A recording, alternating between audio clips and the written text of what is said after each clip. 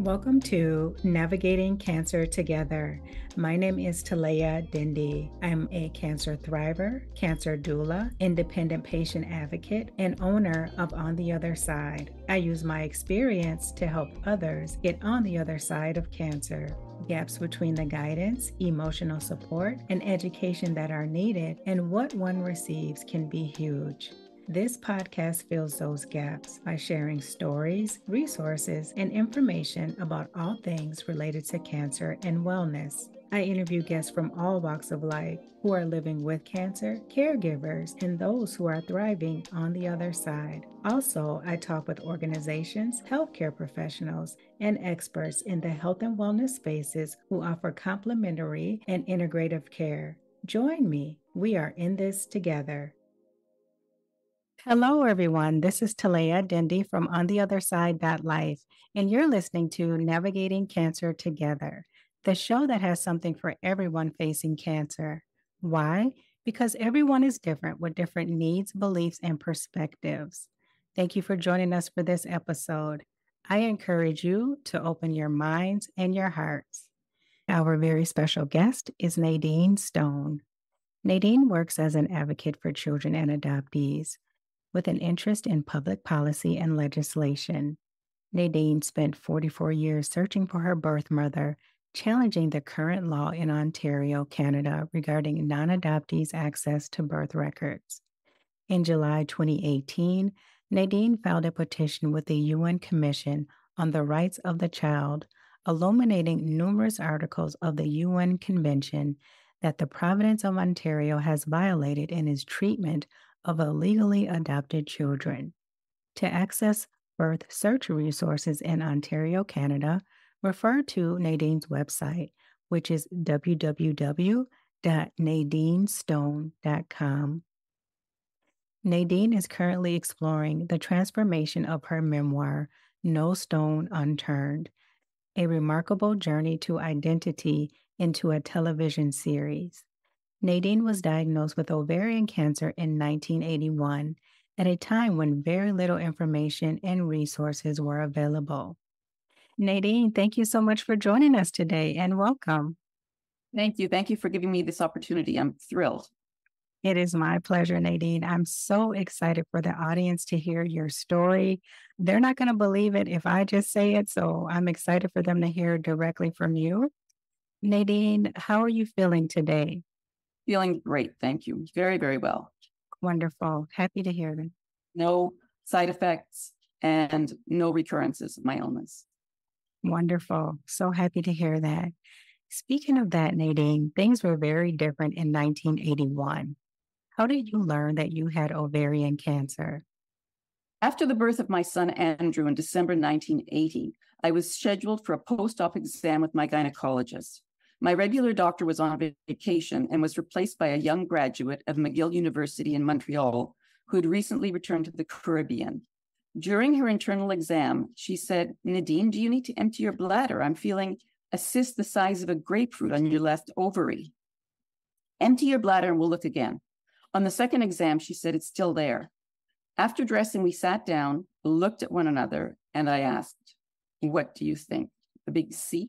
To which she replied, "Not necessarily. 90% of cases are benign. Of the remaining 10%, most are fluid rather than tissue-filled. Only 3% of tissue-filled tumors are malignant." I was sent home with medication and asked to return in 2 weeks to see Dr. Hilton. Dr. Hilton recommended surgery to remove the cyst.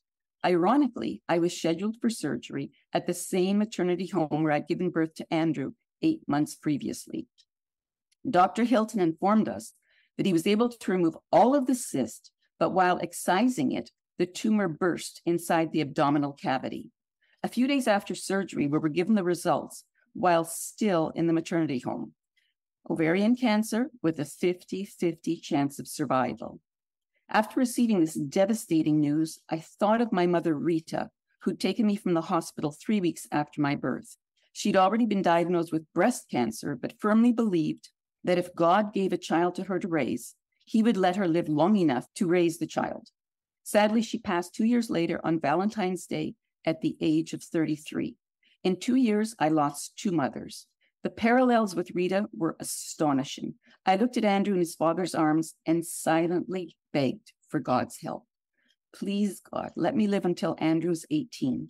If you take me then, it will be okay. But please let me live that long. Like my mother, Rita, I made a pact with God.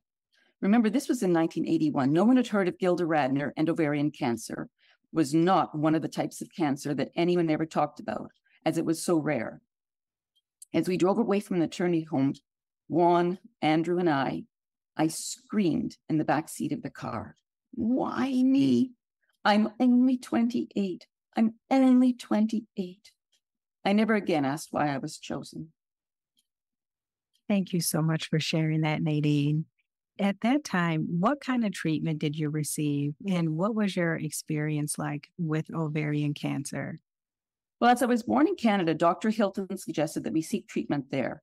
Dr. Gare at Toronto General suggested a complete hysterectomy, followed by radium treatment. Again, we were in shock. I was desperate to have more children. And back then, women were not freezing their eggs. It was unheard of. So this was a very difficult decision to make. I argued with Dr. Gare. I asked for chemotherapy instead so I could have more children. He said, your tumor is isolated to a local area of your body.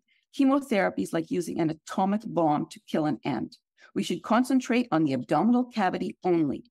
We argued back and forth. I looked at the family he had in his office, family photos of his beautiful wife and 3 children, and said to him, what would you say to your wife if she was sitting here in front of you now?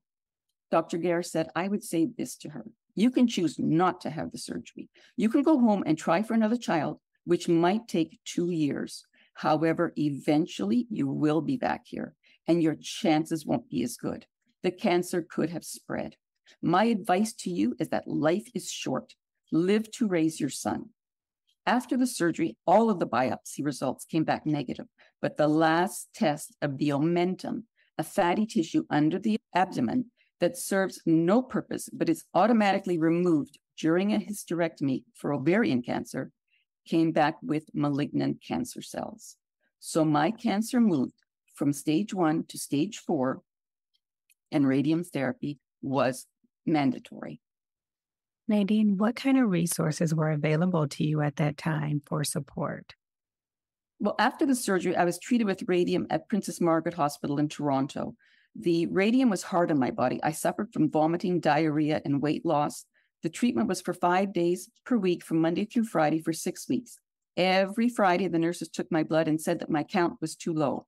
If it was not higher by Monday, I would need a transfusion. My aunt Lenora flew to Toronto to be with me and to cook healthy meals every day. Each Monday when I returned for treatment, my count was up. We managed to get through the 6 weeks without a transfusion. AIDS was just starting and blood donations were not being tested for AIDS.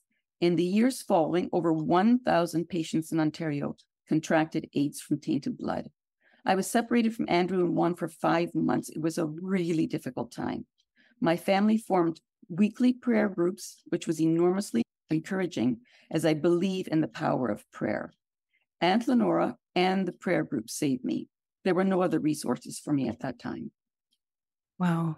So the support group, the prayer group, those were the main resources that you had that helped you through that tough time.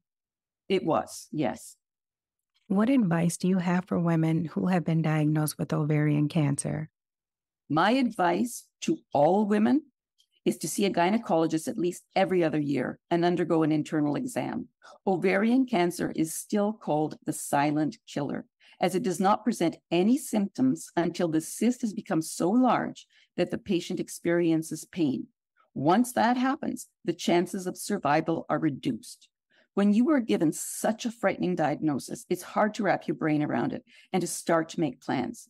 Firstly, think about freezing your eggs so that you'll be able to have children in future if that is your wish. Seek out all the cancer resources available to you. There are so many more today than there were 42 years ago. Start with the American Cancer Society and with Gilda's clubs. A good outcome from this diagnosis depends on when the tumor is discovered.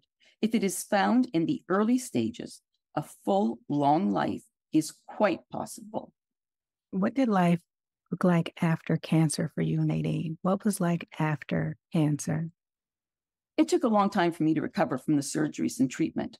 My marriage started to break down after my return to the island, as Juan was impatient with the long, slow progress.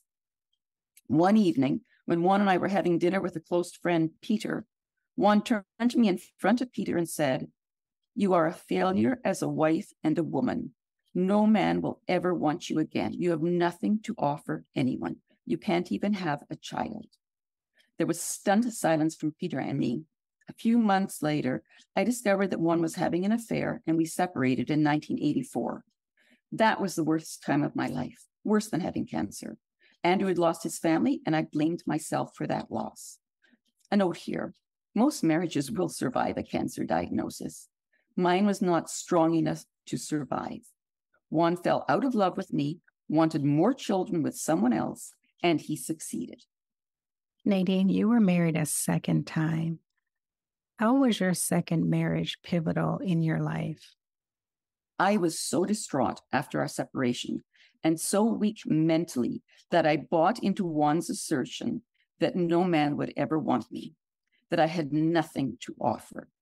On a blind date in 1987, I met Bill, an American, and after 2 years of a long-distance romance between Vermont and the Caribbean, we were married in August 1989.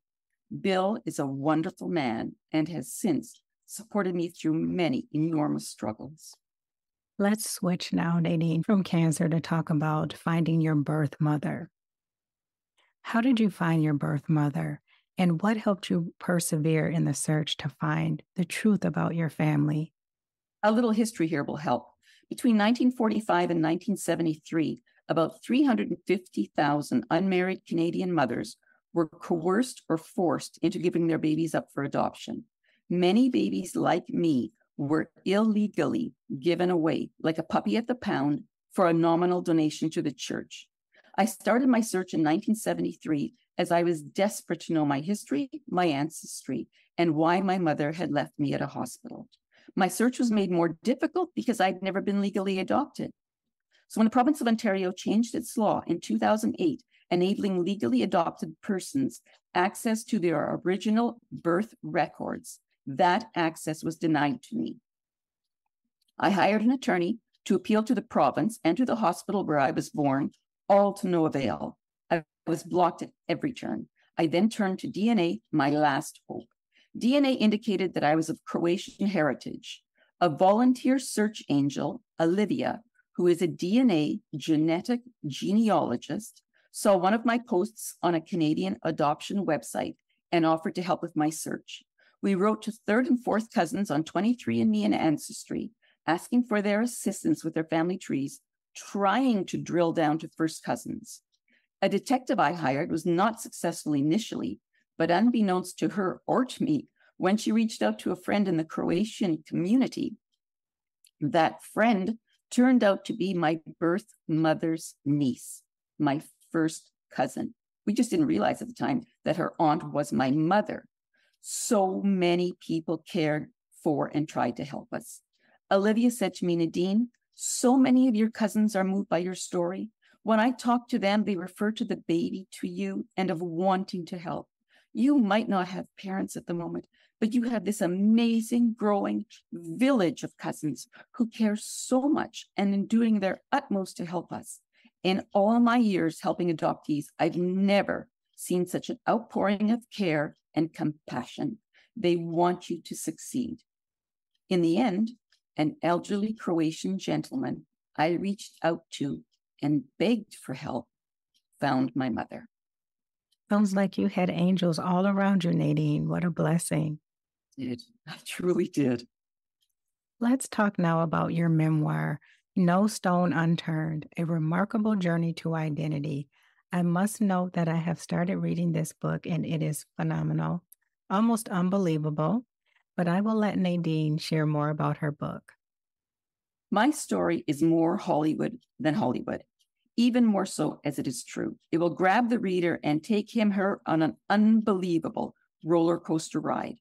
The story's main plot is of the search for my mother, but there are many subplots throughout, especially my love for and unrelenting fight for my son, Andrew. Once Juan and I separated, I became a prisoner on that island, free only if I was willing to leave Andrew behind. Juan's family is wealthy and are leading political figures on the island. Juan kidnapped Andrew minutes after my marriage to Bill. 3 days later, Bill returned to America without us.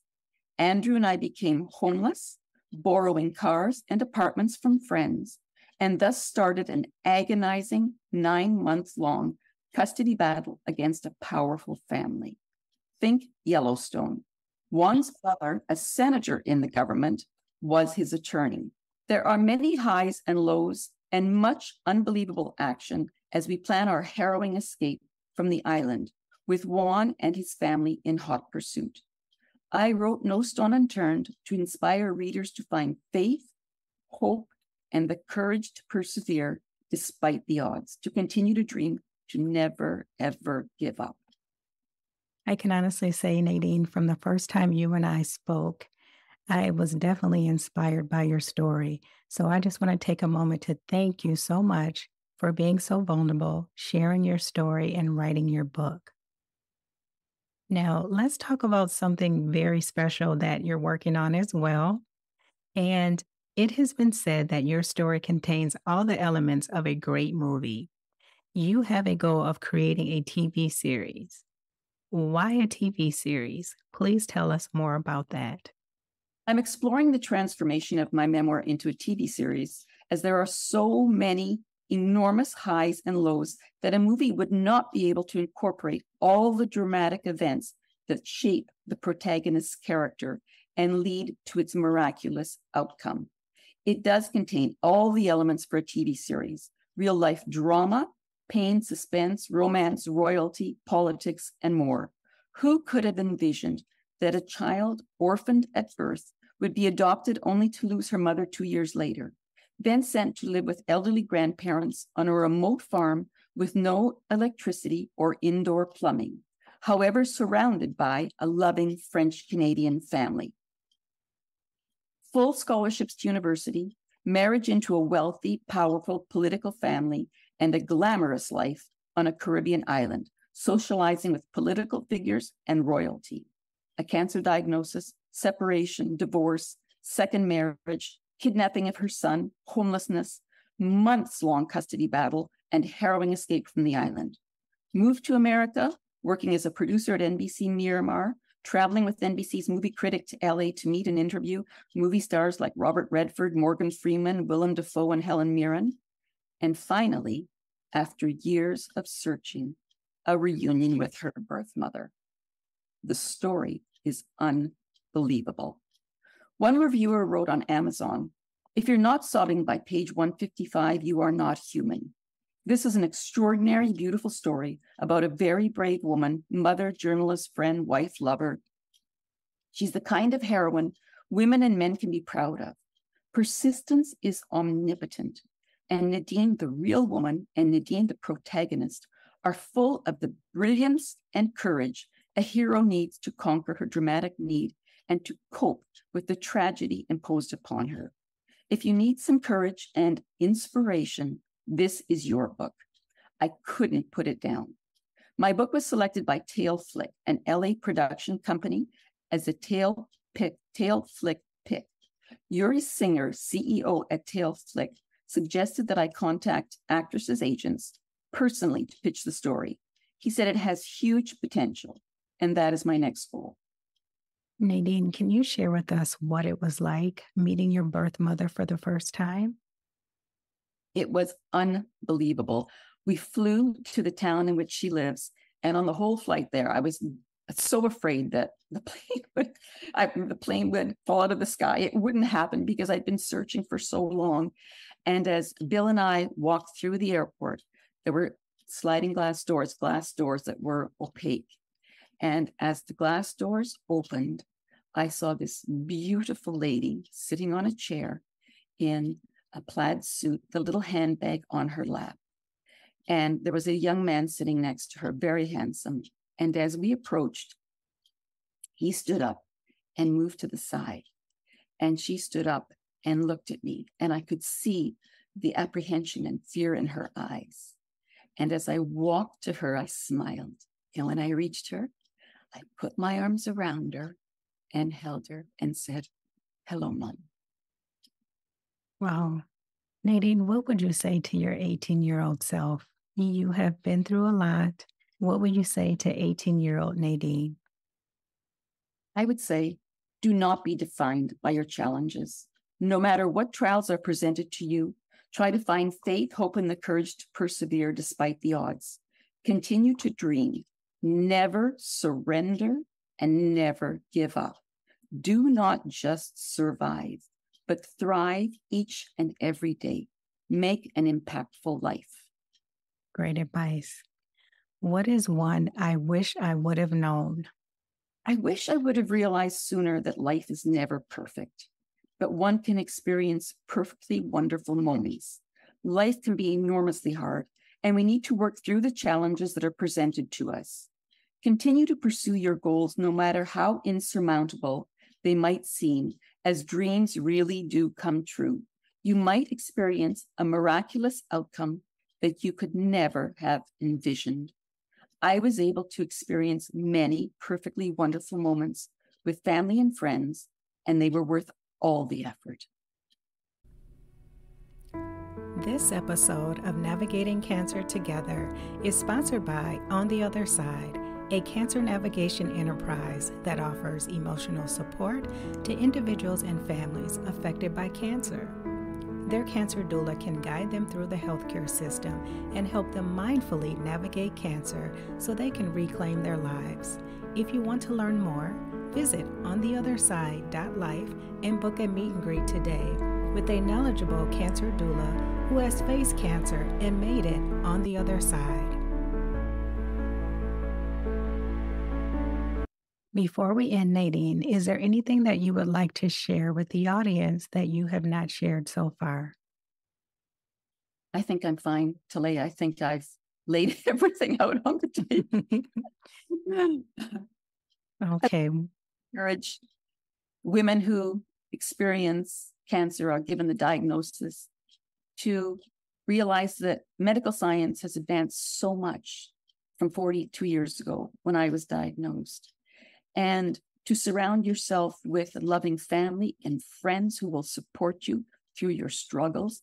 And each and every day, if you have faith, pray to God to just get me through today. And at the end of the day, every night say, "God, thank you for getting me through today. And please, God, help me get through tomorrow." Great advice, great suggestions. Nadine, thank you so much for talking with me today, for being an open book, literally and figuratively. Thank you so much. Your story is one of inspiration, strength, courage, determination. And you are a great example that women can really do anything and get through any of those tough things that show up in our lives. So thank you for all that you do. Thank you for sharing your story. Thank you, Talea. And I hope that the story will inspire your listeners. I'm sure that it will. Thank you, Nadine. I would like to give a shout out to the listeners. Thank you so much for joining us. Please share, follow, or subscribe so that you can easily find this podcast and listen again. You can also listen to Navigating Cancer Together on Amazon Music or wherever you get your podcast. Are you looking to expand your professional network? If so, join me on LinkedIn. As an active member of the platform, I would like to invite you to connect with me. Let's grow our connections together. Simply search for Talea Dendy, BCPA. That's spelled Talaya, last name Dendy, and BCPA. That is it for this Wednesday. And until next time, let's keep navigating cancer together. Take care. Thanks for listening to this episode of Navigating Cancer Together. I hope you found it helpful. Please be sure to subscribe, share, and tell your friends and family about it. For notes from the show and previous episodes, visit ontheotherside.life and check out the podcast section. I would love it if you join me for the next episode. Talk to you soon.